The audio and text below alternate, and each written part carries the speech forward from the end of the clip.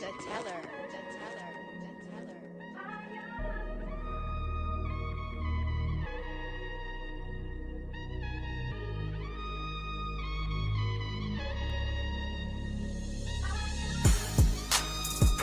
another day, left jab, right jab, this is MMA. Mixed martial arts, quick body parts, undefeated when I pick 'em. Who the champ, who the victim, looking in my crystal ball, I predict the winner. Never stop fighting, if you lose, keep your chin up. You know how the game go, I'm a smart fella. Welcome to the show, this the MMA fortune teller.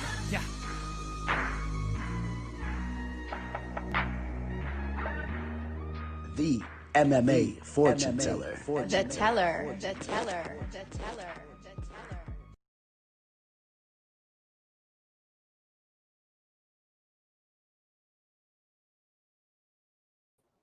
What is up, you guys? The teller popping in. MMA live discussion, episode 11.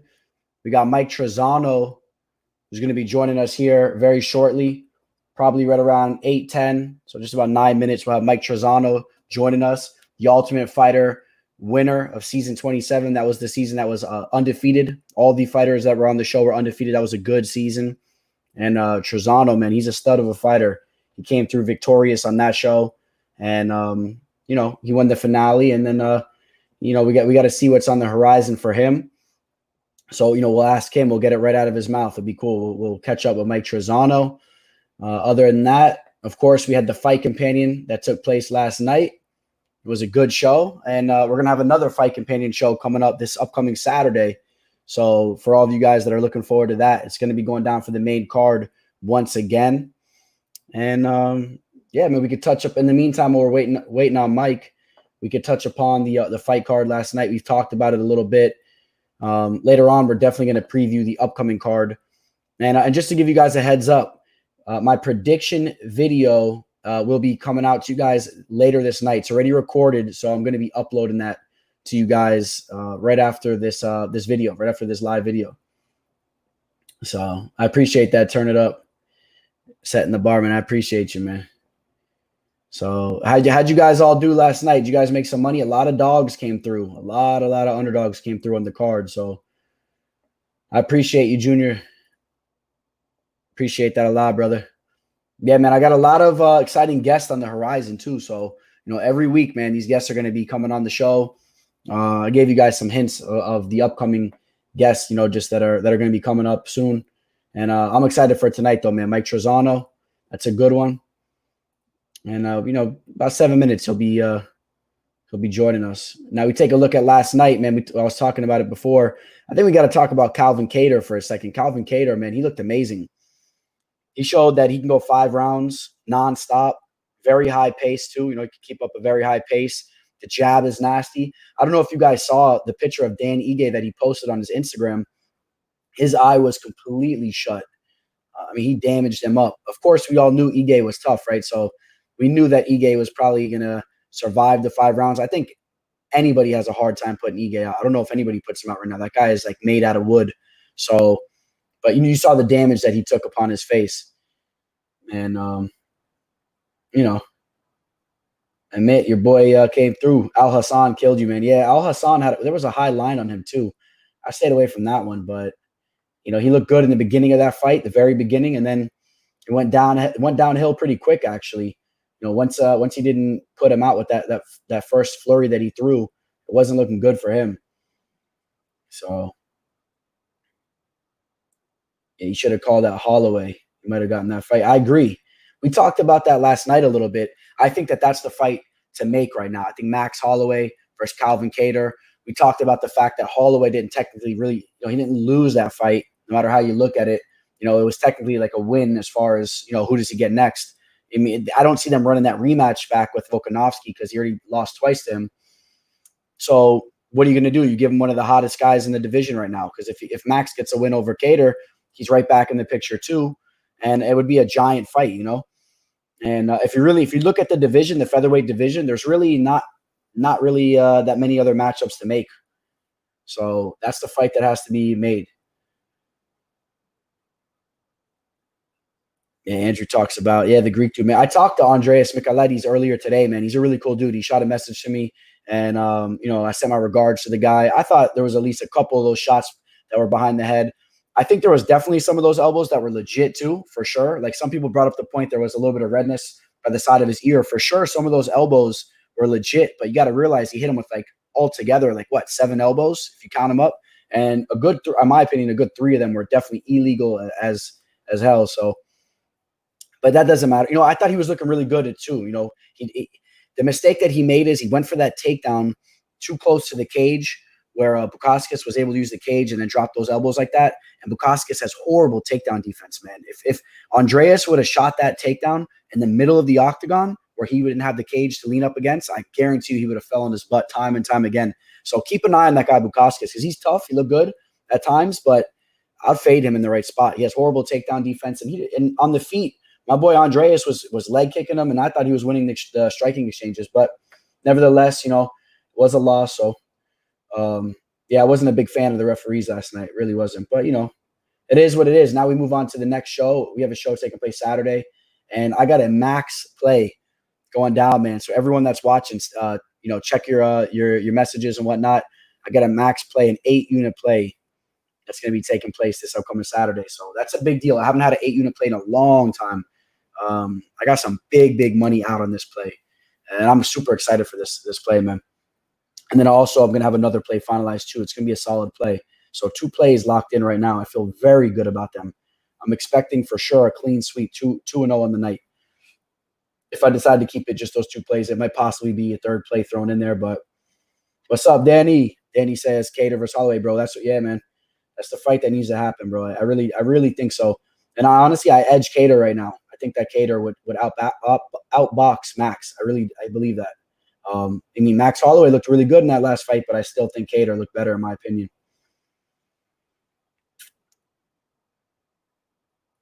If not Cater, then who versus Volk? Oh, good point. So who would Volk be fighting next?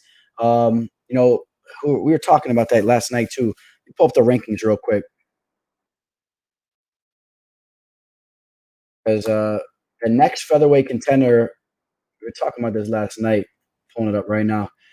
We got what? Zabit's going to be taking on most likely Yair, right? That's the fight to make. Ortega should be fighting Chan Sung Jung. I know that fight's been having some difficulties too. So I don't know if we're going to see Volkanovski fighting anybody relatively soon, in my opinion. I don't think so. Defense was open, but he was confused. Either way, the decision was good from the ref. Yeah, no, I disagree with you on that, but it was close. I see what you're saying, Agent Buds, too. I mean, I'm not going to say, oh, you're blatantly wrong, but I kind of disagree with you. I don't like the way that the referee handled that situation. This isn't back in regards to the Michailidis fight, because I don't like the way that he was so quick to stop that fight when, he was never knocked out. I mean, he was just like making it clear, like, I'm in the back of my head, but he was completely coherent. And then he went to lean against the cage, and then the guy pulled the cage from behind him. And he just looked up, and there's a language barrier, man. This isn't some American guy that's going to be like, oh, it's a whole different type of culture. People, not that many Greeks are going to get in your face. Oh, no, why'd you stop the fight? They kind of respect the decision. Once he saw that he called the fight, he respected it. Oh, damn, he called the fight. Now, I do kind of agree. Could have had a little bit more urgency in there. But I think a good referee like Herb Dean would have actually analyzed the situation completely. Like, hey, man, wait. Okay. This cage just got open behind you. Are you good? Like, hold on. Herb takes his time. He's so calm in there. He doesn't rush any decisions. So I would have loved to see how Herb would have handled that. But I'm not going to say, like, you guys are wrong or whatever. I could have went either way.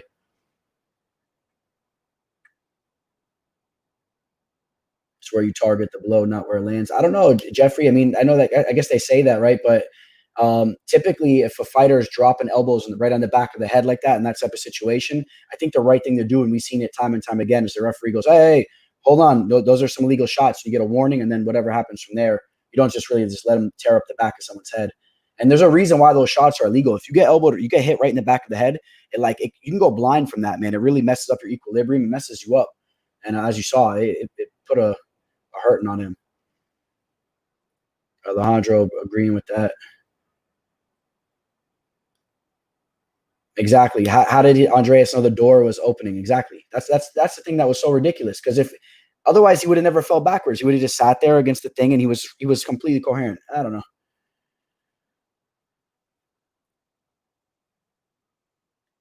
Love your intro song. It's what got me interested in the first place, especially that lady's voice in the rap song is good too. Thank you, Jeffrey. Yeah, man, that was this dude, man. He hit up a nice little rap song for us. We got MIke Trizano joining us, man. So here he is. I'm gonna bring him in 1 second. What's up, Mike?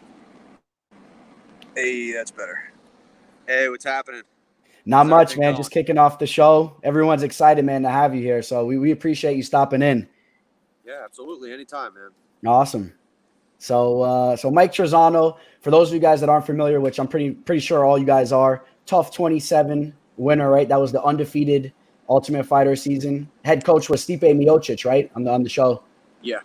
Yeah, which is pretty much the baddest man on the planet. How was it being coached by Stipe? It was awesome, man.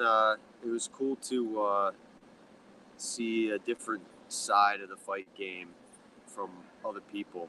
He brought in a good coaching staff, and it was something new. I had never been to any other gym besides like the local area by me, and it was just cool to just pick their brain and learn new stuff.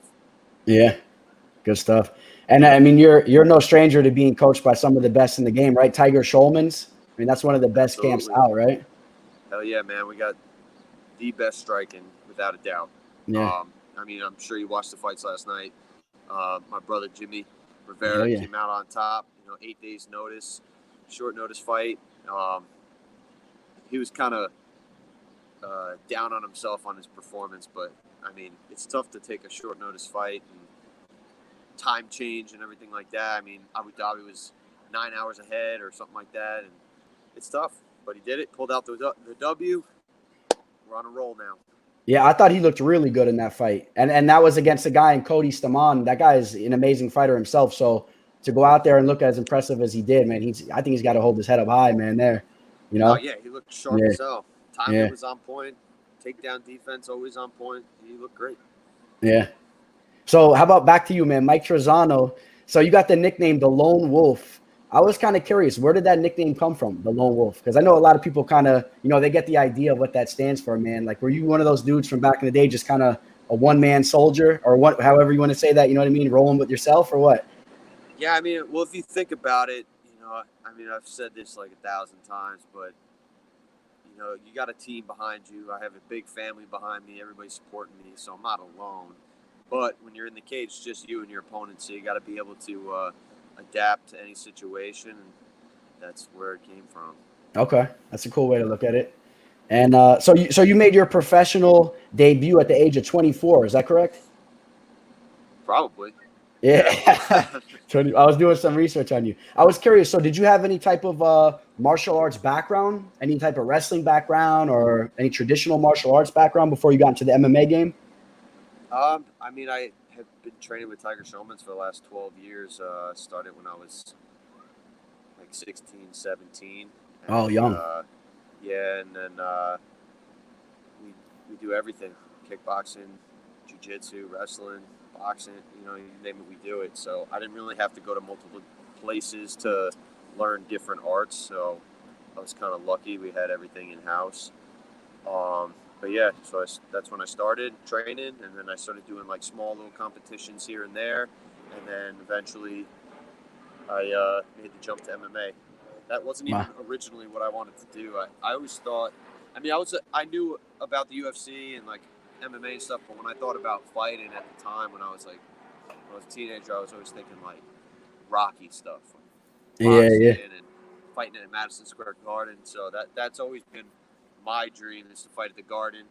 I didn't realize I was going to end up getting into MMA, but I like it so much better just because you got so much more options. And like, if you're getting pieced up in a boxing fight, you can't take them down. You got to kind of figure it out. So it's good to, have a whole different game plan against certain types of people. And plus, it's more like a realistic fight anyway. So I like that better. Yeah, I agree with that.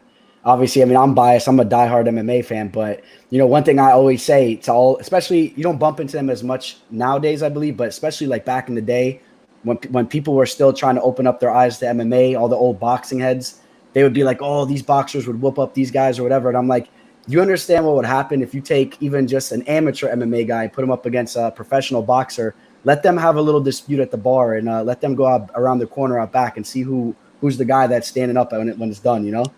Exactly. Well, it's That's the way I different, look man. at It's it. not just hands; it's everything. Mm-hmm. And look, on the street, mixed martial arts training is the most effective for street self-defense too, even if you don't want to fight, because odds are a fight on the street is going to end up on the ground. So you got to know what to do and everywhere. So it's important to know, not even just for fighting. Definitely. So now you said you've been training with Tiger Schulman since the age of 16. So I'm assuming that nobody really wanted to rub you the wrong way in high school. Any high school beefs or any fights? I mean, you're training at Tiger Schulman's. You're not the guy that somebody probably wants to be fighting over a girl with in 11th grade, I guess, huh? Man, I really didn't even I didn't even tell people half the time that I was doing it. I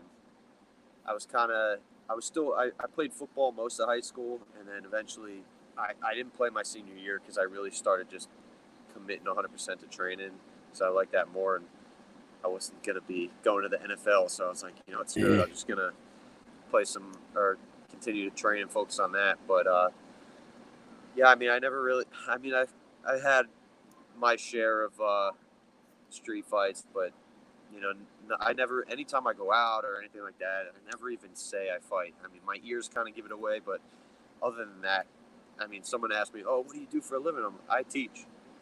Yeah. That's funny, right? And so how you're saying you don't really have that look so much. What are you walking around right now? How much do you weigh when you're just walking around normally? Around 170. Okay, 170, yeah. Yeah. So not like the most physically imposing guy, but obviously 99.9% of the guys, they don't want a problem with Mike Trizano. Nah, definitely not the right choice. Yeah. But so back to what we were talking about earlier, as far as the Ultimate Fighter, how was that whole experience going into that? Were you like a big Ultimate Fighter fan? Maybe like somebody like me, like I was a diehard Ultimate Fighter fan. I watched all the seasons. Were you that type of person, like going into the show, or was it just something like, yeah, it's cool, whatever? Yeah, I mean, I was super excited about it. I had a bunch of teammates that have tried out for it, been on the show. So Uriah Hall used to be part of Tiger Showman's and trained with us. He did that. Louis Gaudino was also part of the Ultimate Fighter. So I knew about it, and I had watched it before I even started training. And I even told my sensei at the time, when I probably like a year into training, I said, I'm going to win season 25 of the Ultimate Fighter. This was like years ago, maybe like 10 years ago. Wow. I said this, and at the time they were maybe on season like 13, 14. I was 2 off. Yeah, right. Only 2 off, man. That's a bold prediction. That's like Conor McGregor status right there, man. Look, prediction. Man, your mind is a strong thing. Yeah. I'm a big believer in that too, man. Like the law of attraction. I remember when I was younger, people would tell me about that stuff, and I really didn't get it. But I've had a couple different situations in my life where I really started to believe in that, the law of attraction. If you set your mind to something, definitely, it can become a reality, 100%. or it most likely will become a reality. Really, your mind is your greatest. What is the word I'm looking for? It's your greatest strength and your greatest weakness. Yeah. Depends how you use it. Yeah, I agree with that, man. So, and just like being on that show now, I mean, were you the type of person, because now you talk about like how your mental state, how it could be a strength of yours or a weakness of yours. You see a lot of guys go on that show, and I mean, it's really maybe not for me to say because I never personally went through that experience, but I like to believe that I'm the type of guy that if I was in that show, I would have never acted like some of these guys did. I mean, a lot of guys were getting a little crazy in there and whatnot. Was it really that like mentally grueling just being in that house, just training all day? I mean, what was that like for you? So training all day was awesome. That wasn't the hard part. Yeah, it was tiring and stuff, but that's just physically. The fact that we were kind of like taken away from the world. We had no phones, TVs, nothing. We weren't allowed to talk to anybody. Just in the house, we would go from the house to training, back to the house every day for 6 weeks. And I mean, it could take a toll. It does suck not being able to like call your girlfriend or your parents or siblings, and just be able to just be like, hey, how are you? I'm doing okay. Are you guys okay? Things like that. I mean, if I had to redo it again, if I could ask for one thing, it would just be like a 5-minute phone call just to check up on everybody. Yeah. And that's it. But it's tough. Everybody handles it differently. And anytime there was arguments going on or stuff, I kind of just avoided it. I just stuck to myself, made sure that I kept it strictly business, and that's the way you got to do it. People get emotional sometimes, and it can affect you the wrong way. Yeah. But I thought it was an awesome experience. They should bring it back because it's a great way for people to get into the UFC and get their name out there. The Contender Series is a great way too. I think it's an awesome concept. It's definitely the easier route in for sure. You don't gotta deal with 6 weeks of craziness. Yeah, right. But yeah, I mean, it was. I enjoyed it a lot. And you had some cool dudes on that show with you. I know one guy in particular we had on who I'm a big fan of, Joe Giannetti, who you actually defeated to win the show. Were you cool with him? I'm trying to remember back to that season. Were you guys kind of boys, or were you guys? I'm trying to remember what team he was on. Was he on your team? He was on the other team. He was on the other team. He was on Cormier. Yeah, no, Yeah. we were cool. I mean, we had no bad blood, nothing like that. Yeah. We could live in the house together. That's it. Yeah.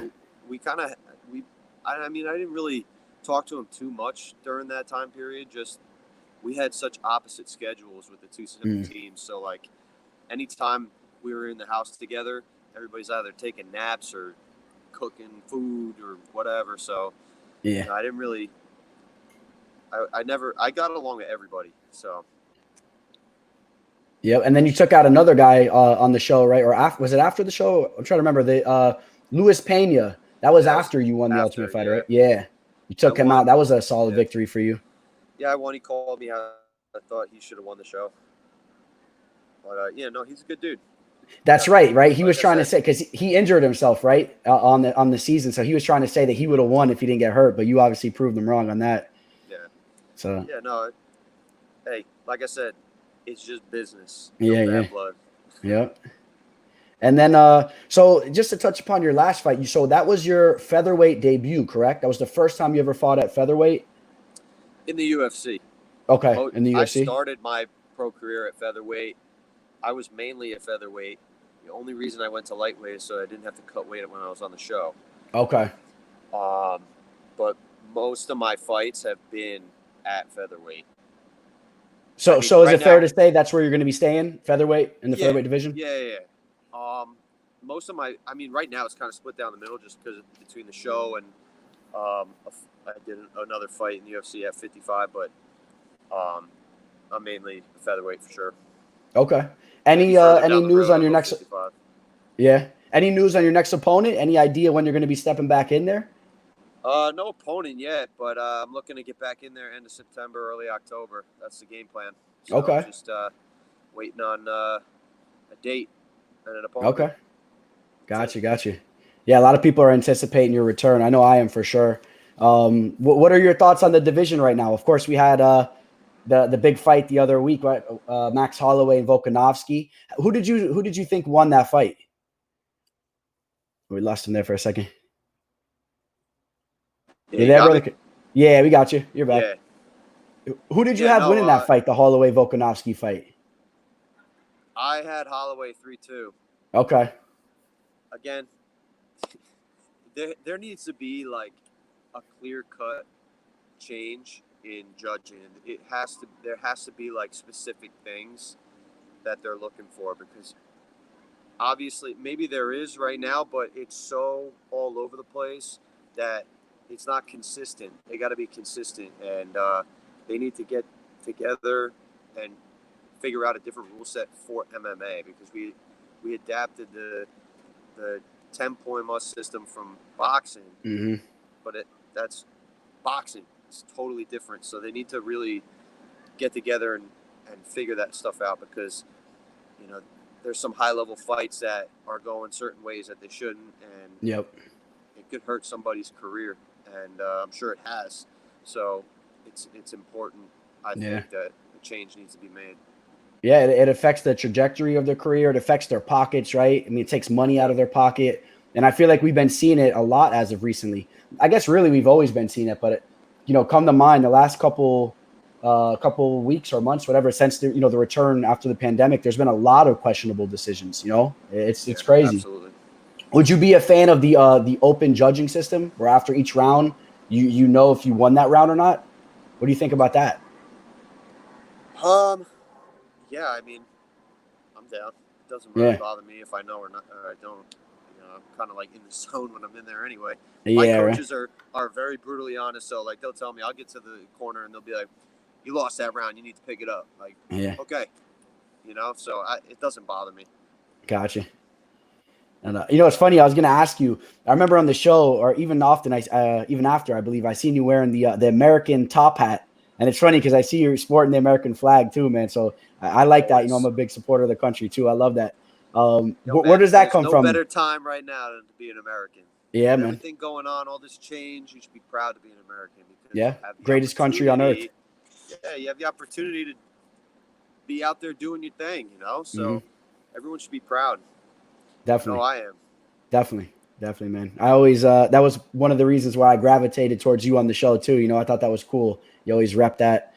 And yeah, I mean, if anyone has any questions, anyone that's watching, if you guys have any questions for Mike, man, now's the time. People are saying they would like to see you versus Spike Carlisle. I don't know if you know him, the Alpha Ginger, but I think so.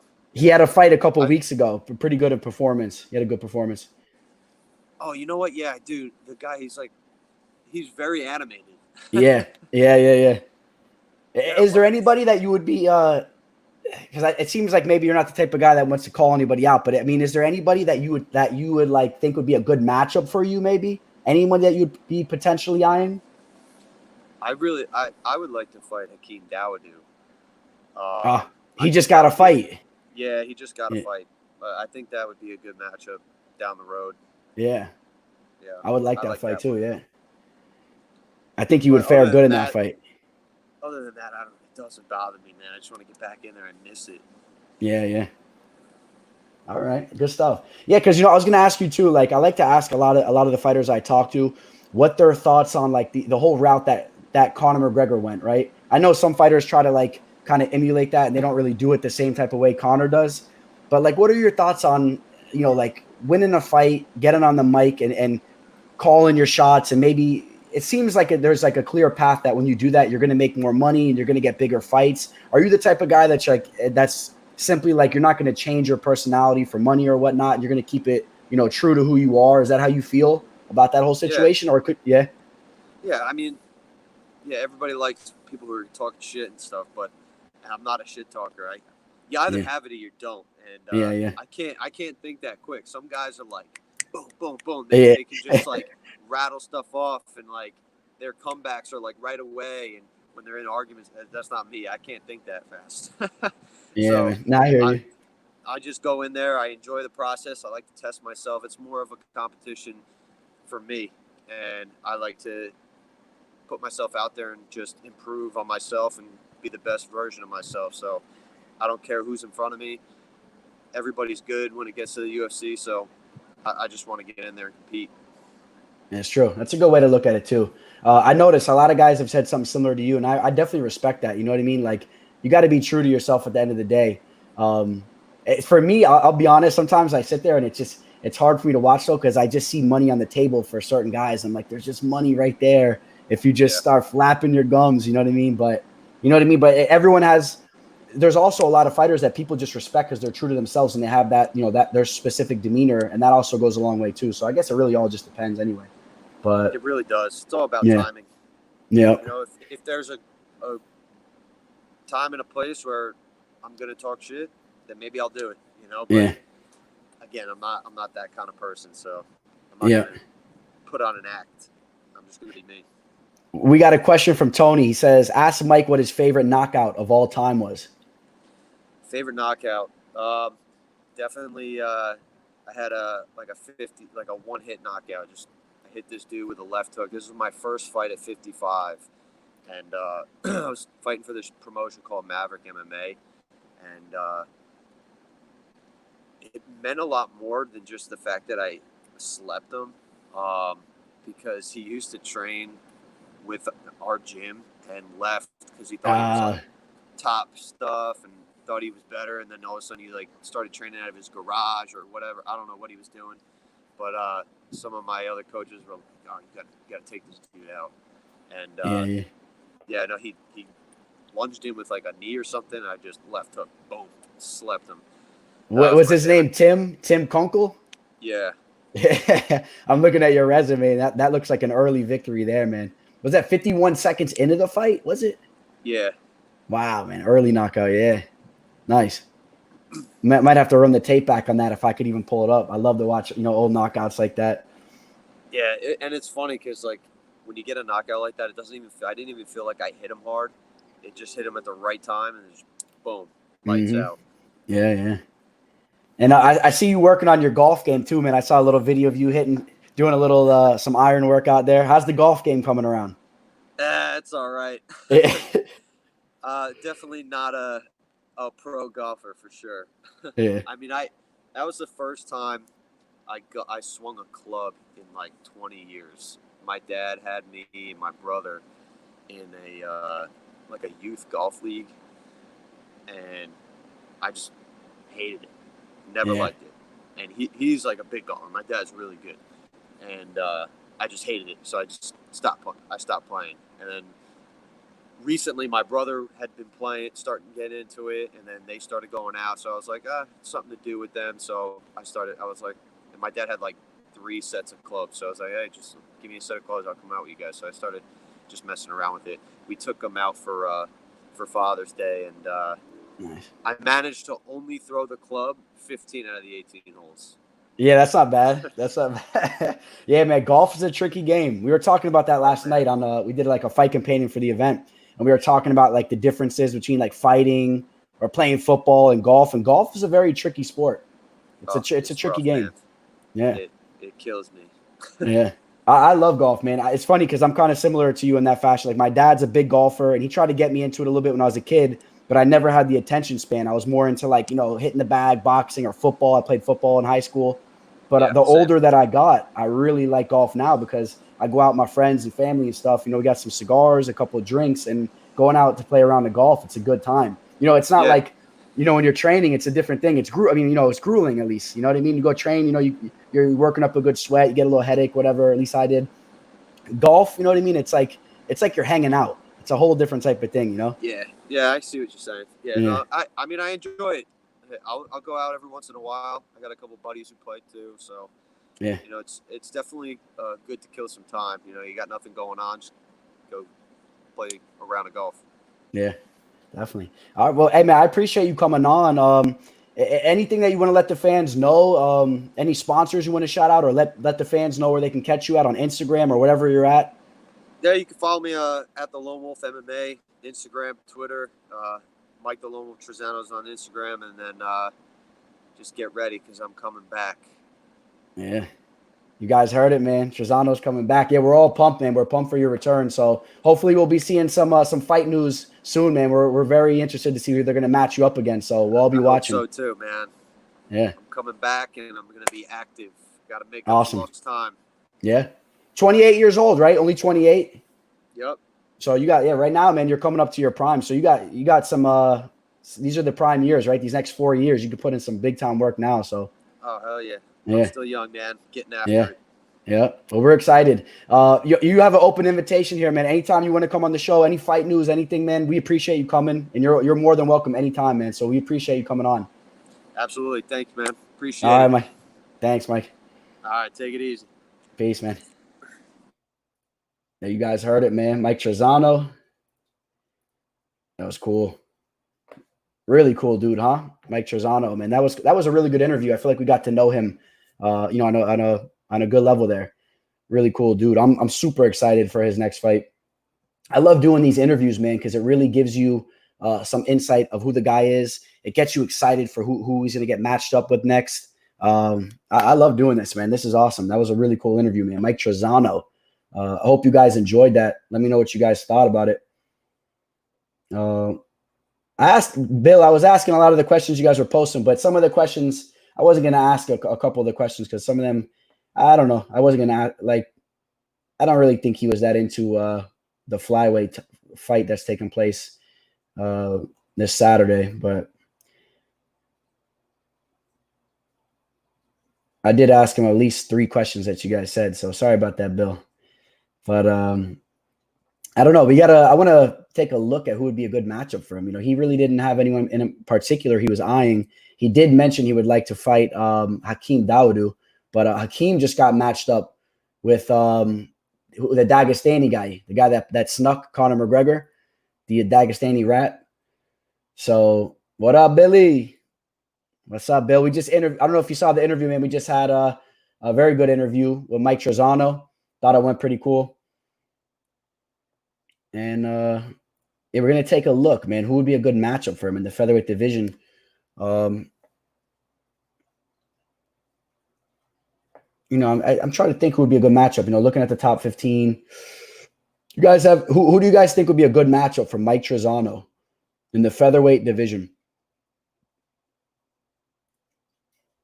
He's coming off a loss, but it was against Grant Dawson. Grant Dawson, who's fighting this weekend. That guy is one of the top fighters in the division, one of the top up-and-comers. Before that, you know, undefeated, 7-0. He's been going out there handling business. I would love to see him matched up against a solid fighter. So Julian Erosa, that's an excellent pick right there, man. I would love to see him matched up against Julian. Julian just took that fight on short notice against the Sniper, right? The St. Louis Sniper. That's in the featherweight division, correct? And Erosa, that'd be a perfect matchup, I think. I think he would handle business against Erosa, too. I'd like to see that. JT, bringing up a good point. Dawodu's last win was against Arce, yep. And these boys were Arce, yeah, man. Yeah, those guys. Tiger Schulman, man. What a camp out there. Tiger Schulman, Julio Arce, Lyman Good, Jimmy Rivera, Shane Burgos, MIke Trizano, Nick Pace, ex-UFC fighter, Louis Godnout, ex-UFC fighter. I mean, there's some top talent, man. Some nasty strikers. So, yeah, I would love to see that fight. Yeah, Nate Landwehr, Giga Chikazi, that would be a good fight too. Yusuf Zalal just had a pretty impressive performance too, man. These are all excellent matchups. Trizano versus Elkins. I think you know how that fight would go, man. But yeah, I think that would be a good fight if the UFC wants to give Elkins another fight, which they should, right? I think Elkins, what did he lose, 2 in a row? But that last fight was a fight of the night. He looked good in that fight. I think he lost 2 in a row or 3 in a row, but Elkins probably isn't going anywhere. That's probably the fight to make, I think. I would like to see that. Yeah, man. So that was a good interview, man, with Trizano. Now we could take a look to this upcoming card. I told you guys I'm going to have the prediction video out to you guys in minutes. Once this show ends, MMA Live Discussion episode 11, I'm going to be posting that on YouTube. So you'll have the entire prediction video. If you guys have any questions about particular fights, we can preview them now. I think that the main event and co-main event spots are very exciting. Charles Oliveira against Islam Makhachev. That'd be a good fight. Islam Makhachev. You know, Islam Makhachev took out 2 guys that are fighting on this card that are fighting each other, Davi Ramos and Arman Sarukian. So, you know, Islam Makhachev is no joke. Well, those 2 guys that I just spoke of that are fighting on the card are excellent fighters. And I'm surprised that Sarukian's as big as a favorite as he is. I think that Sarukian has a lot of promise. He's like 23 years old, and he's been looking amazing. But I still do think it's a little questionable that he's as high as he is against a guy in Davi Ramos, a jiu-jitsu champion, a guy that's been showing that he's a nasty striker as well, carries power. And, you know, to me, that was a little surprising. Any info on the refs for the fights? In regards to if who's going to be reffing the fights for Saturday, we could look into that. Diakase versus Fiziev and Ramos versus Sarukian are the sleeper fights. I agree with you on that. The Diakase versus Fiziev, that's going to be a striking matchup. Someone might get slept in that fight.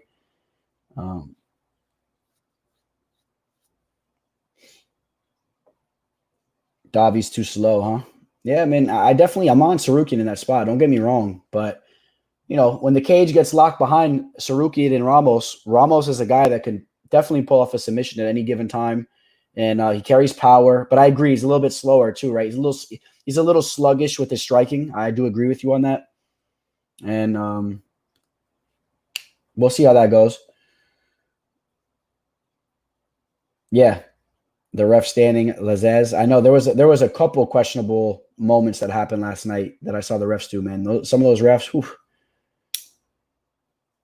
Yeah, Sarukian's like 23 years old. It's crazy. 23 years old. His first fight in the UFC. Sarukian takes on Islam Makhachev on short notice. And if you watch that fight, some of the highest level of grappling exchanges you'll see. I mean, it was just they were very, very tight and just boom, back, forth. And you're talking about very high level of grappling with Islam. And Sarukian held his own.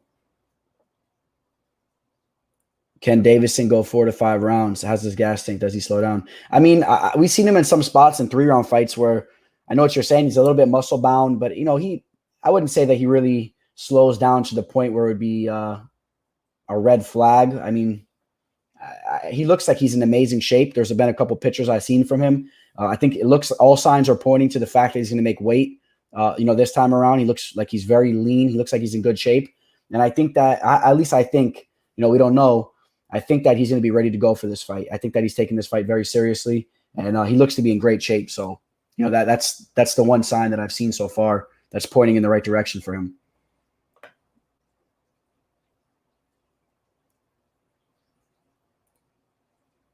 They're calling for Khabib's little brother, huh? Umar Nurmagomedov.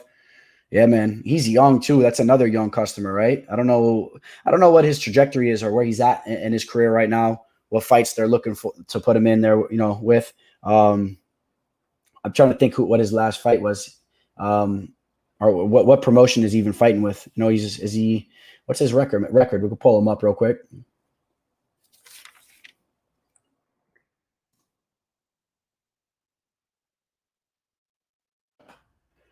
Pull him up real quick. Oh, he's 12-0, huh? And look at this guy. I'm going to pull him up for you guys real quick. This is Khabib's little brother.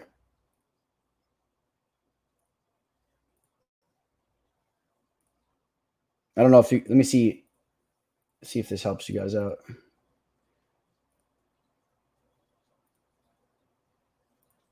Umar.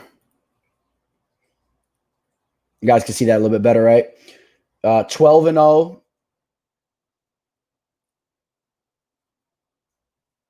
Sherdog always with the ads, man. 12-0, going out there, submitting guys left and right. A couple of decisions here too.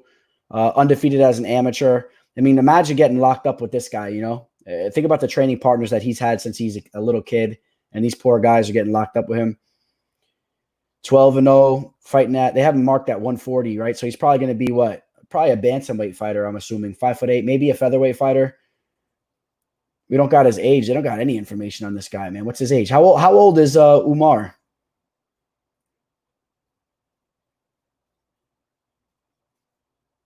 Oh, he was supposed to fight him, huh? Tim Bowler says he was supposed to fight Hunter Azor at 249, but it got canceled. Oh, I don't know if you're talking about Umar or somebody else in here, but yeah, man, I'm eager to see how Umar is going to look when he finally gets to the big show. I want to get his age real quick.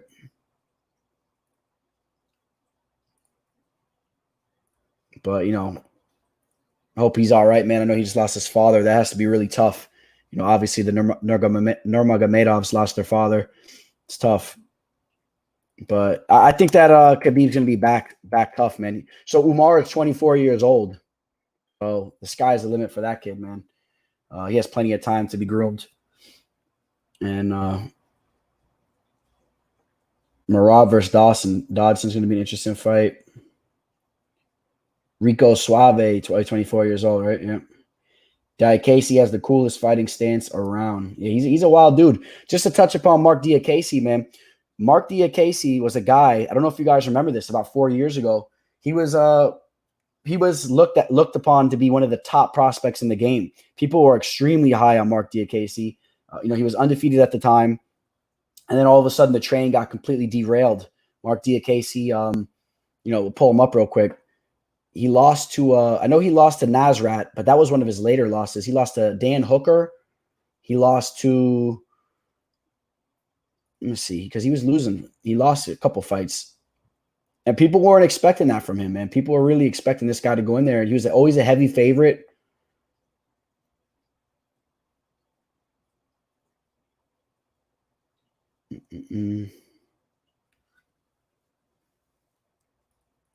He's 14-3 at this point. He's putting some time at American Top Team down over here.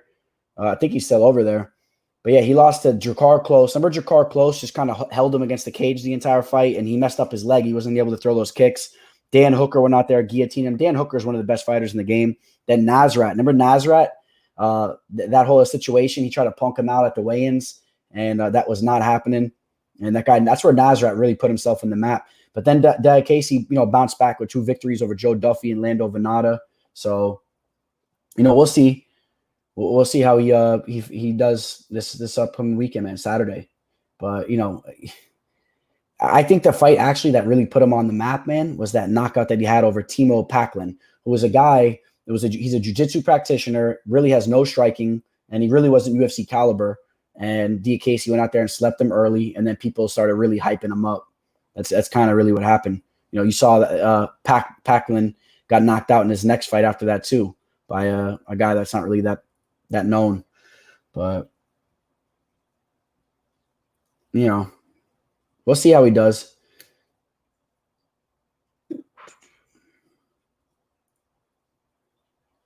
And Rafael Fiziev is a striking guy. He's a striker. He's a tough dude too. He had that one setback against Magomed Mustafayev, but he's a beast. And then he bounced back, took out Alex White. Alex White, kind of lower level. He's not really UFC caliber. I think he's since been cut. So, it's a good matchup. So it's a good matchup. I'll say that. Yeah, man. So, I'm going to keep the show a little bit shorter today. And if anybody wants to hop in, if anybody new wants to hop in, man, ask some questions.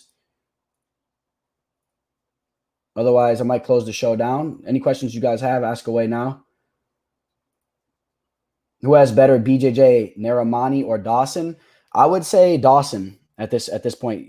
Dawson just submitted Trizano. We had Trizano on the show. He pulled off the rear naked choke on him. He's trained by James Krause, who James Krause is one of the top coaches in the game, in my opinion, one of the top up-and-coming coaches. And Dawson is just he has a relentless pace too, so he doesn't get tired in there. And then, sometimes BJJ also has to do with who gets more tired too. So if you have an amazing gas tank, you're still able to push that pace. You're going to pull off submissions in those late rounds. Grant Dawson is just a machine. So is Gastelum sleeping Hermanson? I could see it happening. I could see that happening. You guys know the deal with Gastelum. Gastelum is super accurate with his boxing. This is a big fight for Hermanson. We'll see how Hermanson, steps back into the octagon after taking that loss. Who did he just lose to again? Hermanson took that loss against Cannonier, right? I think it was Cannonier. Yep, Jared Cannonier. He got whooped up, man. Got finished in the second round. I'm taking Diakase to win the fight. Taking Diakase.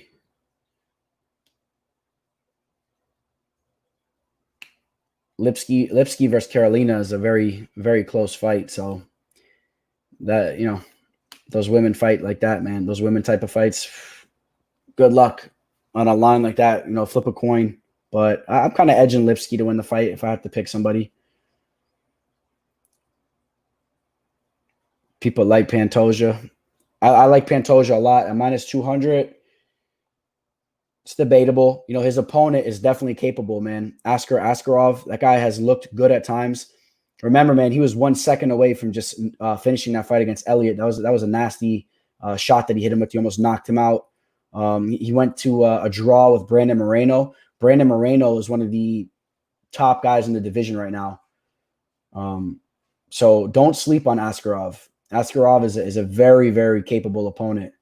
But at the same time, I'm a very big fan of Pantoja. I think Pantoja has excellent Brazilian Jiu-Jitsu skills, and it's a nasty striker too. So, my thoughts on Kamiev. he looked amazing, man. He looked really, really good. Needs to keep polishing up the striking. He's eventually going to be matched up with some guys that have the same type of grappling skills that he has, and it could expose him a little bit differently than he looked last night. But he looked great last night. That's all I could really say about him up to this point. Looked really, really good, and he looks like a physical beast, man. Right? He looks more physically imposing than Khabib. He has that same Khabib look, the hair and the beard, but he's like more rangy. His arms are long, has a crazy reach. He's like an intimidating looking fella, man, right? That guy is like, you want to talk about like what a warrior looks like, or what, you know what I mean? Like people talk about this guy looks like he's scary or this guy's intimidating. Dude, imagine being locked up. That's really the scariest look, man. Those Dagestani guys.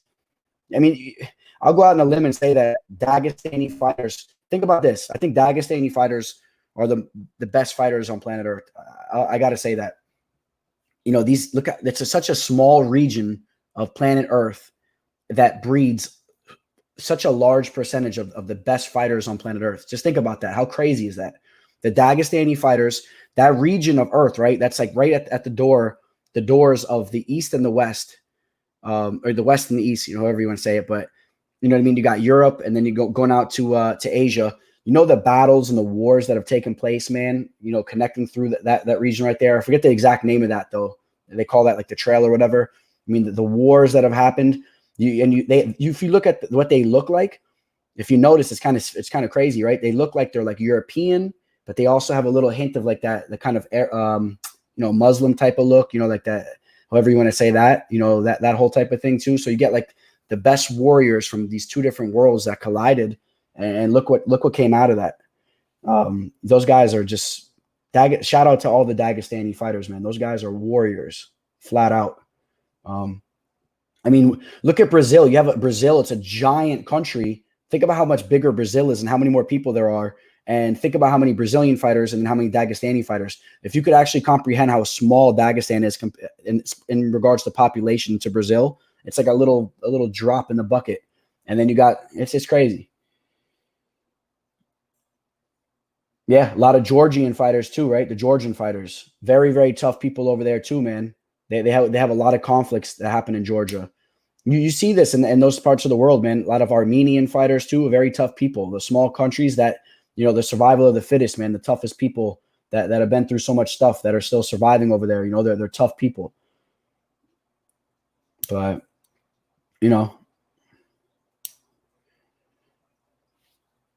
Montel is the truth. I like Montel, man. I like Montel Jackson a lot. I really do. Speaking of Dagestan breeding, did you know the tradition for cousins to marry over there? Oof. I think I know a little bit about it. It's a little crazy, right? They do it a little bit different over there. But it's in regards to fighting, they got the fighting down packed, man. You know how you do it? You take your son and you make him wrestle against a bear since he's a little kid, like Khabib, right? Khabib is wrestling against a bear. If you guys haven't seen that video, gotta check it out. It's crazy. Literally wrestling a bear, man. Dudes are warriors. Edmund Shabazian, that's another guy. He's Armenian. There you go. Yeah, Gabriel knows what's up. I'm Greek over here, brother. So, Armenians are like, they're our distant cousins, however you want to say that, man. We always got much love for the Armenians. The Turks, they try to attack both of us, right, back in the day and all that stuff. But the Armenians are very, very tough. And there's been a lot of Armenian fighters, man. Karo Parisian, Manny Gumbarian. There's been a lot of Armenian fighters. And then, of course, Edmund Shabazian, who's really going to be the best Armenian fighter that's ever done it. No question about it. Oh, shout out to Gabriel, Armenian Greek, man. Yeah, man, we had a tough outing last night, man. Andreas Michailidis, I think he was not dominating. He was winning the first round for sure. Definitely winning the first round, throwing some nasty leg kicks. Took that fight on short notice. He's a middleweight fighter, fighting a light heavyweight fighter. Won the first round. Tried to get a takedown to solidify the round at the end of it. Should never push him up against the cage. Should try to get that takedown in the middle of the octagon. Bukaskis threw about 6-7 elbows. I say at least conservatively, 3 of them were illegal for sure. And it was what it was. The fight should never been stopped. The guy went to lean against the cage. They pulled the cage behind him. It was a complete joke. But I talked to him earlier today, and he's going to be getting another fight for sure. He'll be getting another fight, either whether it's on the contender series or in the octagon. There's not even a question in my mind he's going to get another fight. You know how the UFC does. The UFC always rewards fighters that take fights on short notice. And yeah. And remember, Gabriel, he took that fight on short notice too, man. He took that fight on short notice. So don't know if I really agree with you on that, man. When he's prepared and watch what he's about. Stockton 209. What up, Chris? Yeah, man. If you guys get any last minute questions for the teller, man, go ahead and ask away because I'm going to shut down the show. I'm keeping it a little bit more simple. You know, we had the fight companion that took place last night, and we got the fight companion taking place this Saturday. So I don't want you guys to get sick of my mug. I'm trying to keep it entertaining for you guys. But the haters have been out. I love the haters, man. Haters. I know what happened. A lot of people lost money last night, and you know what happens? I noticed that when a lot of dogs come through, people get really, really upset, and you could tell, man. They come with the hate mail. You see them bickering in the comment section. They're all sour about their life. You know what I mean? There's this pandemic. They can't even try to go out and get girls. They're sitting at home. Not that even if the pandemic wasn't happening, you know, half these guys, or should I say 99% of these guys can't pull a girl anyway. They don't know the first thing to do when it comes to talking to a girl. So, you know, they like to go in the chat and, you know, let their frustration out. But that's what we're here for, man. We're here for all you guys. Let your frustration out. You know, we're here for you, brother.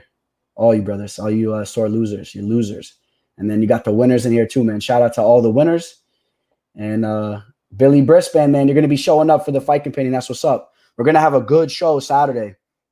Saturday is going down. I like how we got the main cards popping off at 10 p.m. I really like that. It gets the night, the night lasts a little bit longer. And what's up, Kyle?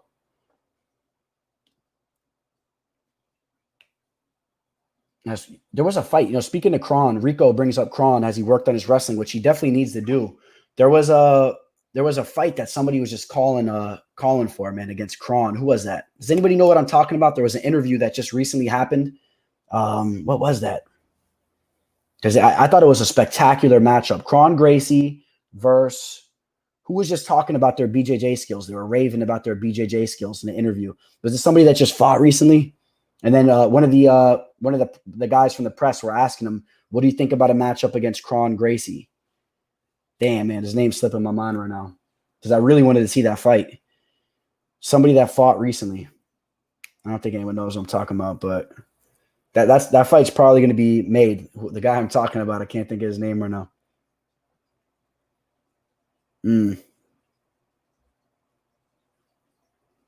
Yeah, I can't think of who I'm talking about.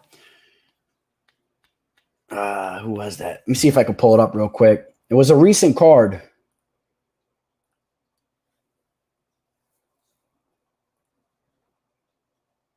And there was a guy that's kind of working on his BJJ skills. He's been subbing guys left and right.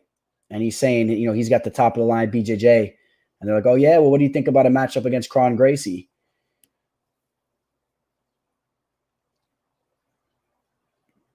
Yeah, I don't know if I'm going to be able to find that here now, but I'll remember who it is later. Let you guys know. Kron repping 209. Yeah, he's out there, right? No, not Bryce. Nah. I would love to see that fight, though. I would love to see that fight. It wasn't Bryce, though. It was somebody else. I don't know. You guys are all saying Bryce, but that's not the guy. That sounds good. I would love to see that, too. But there was somebody else, man. Recently, I saw an interview. I can't think. It drive me nuts. But hey, how about a Bryce Mitchell? Shout out to Billy, brother. I appreciate that, man. How about a Bryce Mitchell versus Kron Gracie? That'd be crazy. The super sticker, that boy Billy. Appreciate you, brother. Yeah, I saw that a lot of people lost money on Belbita. There was a lot of dogs that came through, man, last night. A lot of dogs. Lerone Murphy. What else? We had a couple dogs come through, right? In total. I think we had, let's see real quick. In total last night, we had Talia Santos, Lazez, Murphy, Jujoa. Yeah, we had four dogs, four solid dogs hit. Almost half the card, just about, a little bit less than half the card. Yeah, Molly hurt a lot of people. But yeah, it was a weird card. I think Saturday is a very solid card. I like when I feel like that about a particular card. Saturday is the right card. Again, for those of you guys that didn't hear me earlier, I got an 8 unit. That's a max play for me. I top out at 8 units. 8 unit max play taking place this Saturday. I have another play that I'm working on as well. It's going to be a hefty play. So those 2 plays are going to be locked in. I don't know if I'm going to be touching any other fights on the card, but I feel really, really good about these plays. So you guys stay tuned and see if I hit that 8 unit play, man. $8,000, baby. It's around that. Put it like that. It's around that. It's a lot of money. It's a lot of money. Putting up a lot of money, man. So let's see where these chips fall. Let the chips fall where they may. It's going to be a profitable night. And I got a good line on this fight too. So I feel actually I really like the line that I got on it. So you guys stay tuned. If you guys are interested, you guys know the deal, man. You could always reach out to me through Instagram, shoot me a DM, send you over my pricing if anyone that's interested. But otherwise, stay tuned and see what's up. What up, Jay Collin? What up, Jay? Jay, we got an excellent play, man. I'm going to reach out to you, man. I'll let you know the play. Know what's up.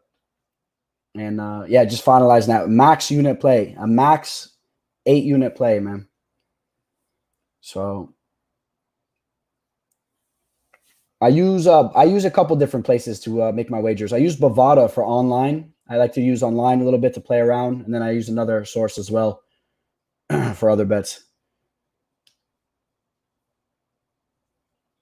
That boy Charlie Chips. The boy got the chips. 8 units is 8. You got $10 units? That's okay, man. Hey, everyone got their different level of pricing it is, you know. It's all about winning. That's all it's about. As long as you're making money, it's all good. Yeah, how about this? Yeah, we'll open up the show just to questions. And if you guys have any questions about the teller, you guys go ahead. I mean, I'll answer some questions about myself. Gunnar asked, how did you get into MMA? So I've been a diehard MMA fan. First and foremost, I started watching MMA fights legitimately when I was a little kid, like 3rd grade, if not even younger than that. You know, my dad used to get like the VHS tapes for me and my brother back in the day. No rules, straight up headbutting each other, blood everywhere. You know the fights I'm talking about. And I thought it was crazy back then. And I was the type of kid that always gravitated towards that. I loved it. But I would say throughout middle school and high school, I was more of in particular, middle school, I was more of a boxing fan. You know, I was big into HBO boxing and whatnot. And then I really started to like really be obsessed with like the UFC and MMA. I would say 2006, I would say, like towards the end of high school, 10th, 11th grade, 2005. Started, you know, watching the Chuck Liddell fights and all that. And then as I went to college and whatnot, I really started to, you know, be obsessed with the UFC. Then I started training. I started training when I was about 21, 22 at a gym in South Florida, CSMMA. Trained over there. And then, you know, I live and breathe MMA, man. I love it. Just like all you guys. I'm sure, you know, all you guys are the same way for the most part. So that's how I got into MMA. If anyone's Chris, if you're interested, just shoot me a message, brother. Rado put his mortgage on Daiko. Figueroa, I'm all in, he says. Sneaky ninja. Do you reinvest the winnings in stocks or gold? Anything in particular? Nah, nothing like that, man. I like to just build my bankroll and, you know, yeah, and, you know, do smart things with my money. Invest it into certain particular, you know, certain things, but no gold, nothing like that. What weight class would I compete if I was in the UFC? I would say I would be a lightweight fighter, possibly a featherweight fighter, but probably a lightweight. I walk around at 181, 182 pounds. So, you know, but obviously, you know, I'm in good shape, but, you know, not professional, you know, mixed martial arts fighter shape. And I'd probably put a little bit more muscle mass like I was when I was younger to start getting back into the weightlifting more religiously. You know, I'd diet a lot better. I'd probably be like a lean 170 pounds, I would say. So I could probably, you know, cut down to 155, but maybe 145. I'm 5'11". I'm 31 years old. Charlie Chips. How old are you, Charlie Chips? I'm on Benavidez. Let's see, we got Bookie. I'm on Benavidez if the fight goes past 2 rounds. A lot of people are thinking about that, right? They think that Figueroa is going to gas out, but we'll see about that. Sneaky Ninja, bro. I appreciate you, brother. Expect big things to come. Sneaky, too. For everyone that's listening, this show is just starting to pick up. You guys have no clue what's on the verge. I'm telling you guys, I got an entirely new studio on the horizon. Eventually, I'm going to get all new equipment. So, like, you know, I appreciate you, Billy, all the donations that you guys give and whatever. It doesn't matter. But either way, you know, I'm going to come out of pocket. I'm going to get top level equipment, high definition cameras. I'm going to upgrade all the equipment I got here. I'm going to set the studio up nice. And it's going to be good, man. I'm going to be having fighters. I'm going to be interviewing fighters in person, a lot of that type of stuff. Once the world goes back to being normal, I'm going to be at a lot of these events. I'm going to have press passes, all that stuff. So big things to come. The breakdown prediction card, the video I'm assuming you're talking about, Radu, that's going to be posted as soon as this show ends. I'm going to be uploading the video. Charlie Chips, 26 November. Happy birthday, brother. Jiu-Jitsu is too emotional. Thoughts on Alex, the Great Hernandez? The thing I feel about him, I feel like he was a little bit of a letdown. I thought he still has a lot he can accomplish in the game. But when he came in and took that fight on short notice against Beneil Dariush and got that knockout like that on short notice, he's so ripped and everything. I thought that this guy has a lot of promise. But the thing I noticed about him, the more I broke down tape on him and the more we got to see his fights transpire, he's a little bit bulky with his striking. I know he tries to kind of be fluid with the striking, but you could tell he needs to cut down on the weightlifting, in my opinion.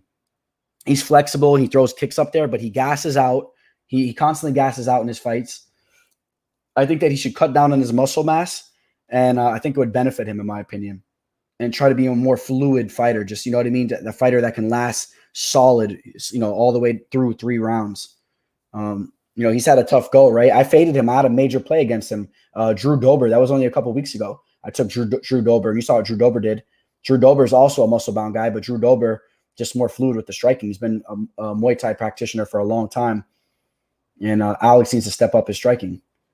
A strong wrestler. In the OAM fight, that was like, you know, he looked okay in the OAM fight. Not really, though. You know, that was a fight. He was all like, he was breathing heavy, and he was diving in for takedowns. And I don't know if he looked that good in that fight. I mean, he's pulled it off, but it was a kind of like a grueling grappling match, just going diving for takedowns. You should get Ashley Yoder on the show. She's my virtual MMA wife. I follow her on Instagram. I'll reach out to her. I'll try to get her on the show for you. I'll do that. He needs to drop the featherweight. See, I agree with Gunner. That's what I'm saying. My boy Jeffrey, brother. Shout out to Jeffrey, man. I appreciate you. Felder versus Cowboy. Who you got? I would go at Felder. At this point right now, I'd go at Felder. Felder's been looking good. I think Felder would throw some damage on Cowboy. I don't know if Cowboy would be able to survive it. Cowboy did look good in his last fight. I thought he was robbed. I thought he beat Anthony Pettis, but I also think Felder would whoop up Anthony Pettis right now too. Felder's a tough customer, coming off a very solid fight against Dan Hooker, and I'm excited to see who Felder's going to be fighting next. He's going to get a big time fight. Who was he just talking about fighting, right? Felder, who was that? Somebody that just won recently. You guys remember who I'm talking about? Felder said that he would come out of retirement to fight them.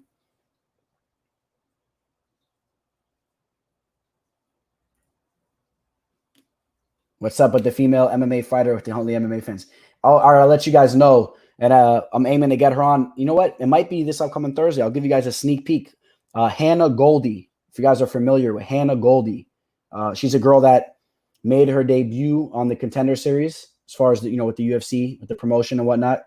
She looked good on the show. Looked very good.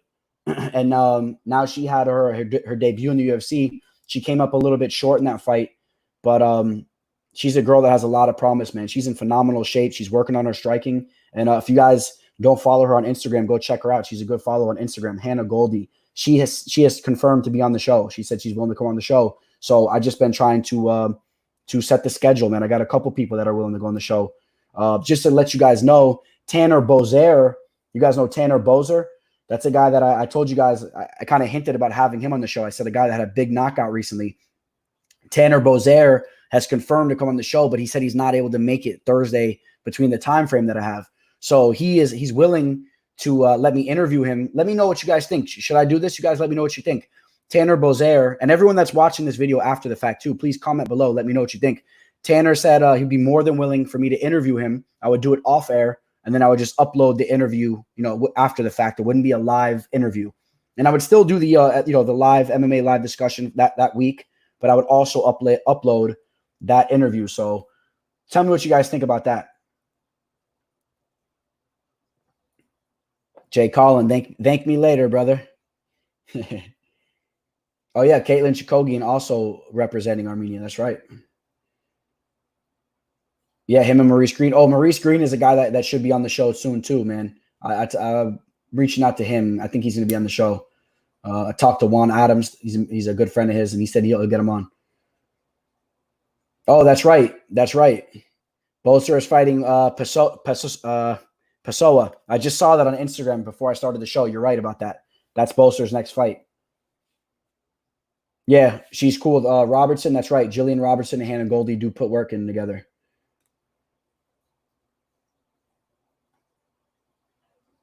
How long do you think Jan's title reign lasts? I think it lasts a while. He's in a very, very tough division, so it's hard to say for sure, but I don't see him going anywhere. Was he 28 years old? I think he holds on to that belt for the next 3-4 years. I don't know who's going to stop him. I think that he's still getting better. That's the problem right now. I think he's getting better, and that's going to be a problem for a lot of guys. I think his striking is going to get really, really good. All right, Bobby Lee Swagger says he'd watch it. All right, so I'm going to reach out to do that. There's a couple guys that I could interview that wouldn't be live in the show, but I've talked to another person too that said I could interview them off air. All right, Patricio, that video is going to be posted. It's going to be posted in minutes. I'm going to shut down this show here in a couple of minutes. The prediction video for this Saturday, Davison Figueroa versus Joseph Benavidez is going to be uploaded in 5-10 minutes. So as soon as this show's over, you're going to see it. It's going to be uploaded. And then, like I said, I got a max play. So, listen to what I say about one of those fights, man. And I got another big play too, but there's a fight. I'm telling you, there's money on the table at great odds. There's money on the table. You guys better capitalize on this play, man. I want to see you guys taking that same play. CM Punk is one with MMA, right? I was hoping we'd see a third fight. I think he meant one and done. He had 2 fights. He had 2 fights against Mike Jackson too. I think he's done at this point. Aljo coming. Aljo, I got Jan over Aljo all day. If I could have any guest on the show, who would I choose? It would have to be Conor McGregor for sure. That'd be really cool to interview Conor McGregor. After Conor, I would say Stipe Miocic right now would be really cool. Sean O'Malley, Sugar Sean O'Malley. I would love to have him on the show. What do you think about Sugar Sean versus Chito Vera? I think that's an excellent matchup. I lean Sugar all day because I think it's going to be a striking match, and I picked Sugar right now. He's going to outstrike almost anybody in the division. So Chito's not the type of guy that's going to, maybe exploit that one chink in his armor, which is probably his wrestling. I think that when he gets matched up against a really tough wrestler, that there's a chance. I'm not saying it's going to happen, but there's a chance that he might be able to exploit O'Malley's grappling. But I don't know. O'Malley's, Sean O'Malley is grappling with one of the best Brazilian jiu-jitsu practitioners in the world on a daily basis. His Brazilian jiu-jitsu coach is one of the top dogs in the game, champion. He's a champion type of fighter. Or I should say grappler, champion type of grappler.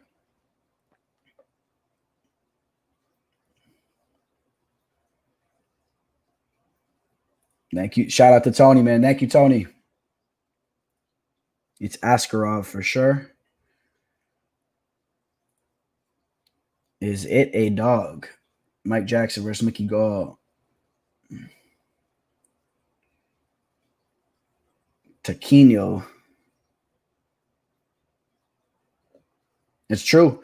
There's some lanky guys, man. They're good at stuff in the takedowns. Some guys.